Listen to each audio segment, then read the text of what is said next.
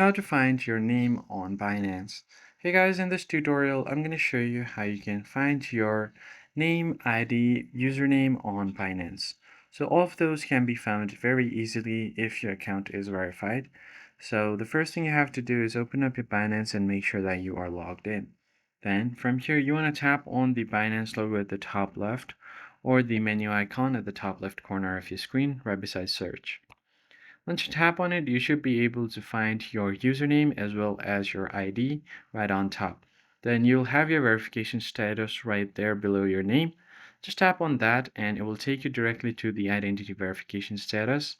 Now, if your account is already verified, you just have to scroll down a bit, and there you'll be able to find your personal information, like your legal name that you have provided your ID with, your date of birth, address, and your identification document as well.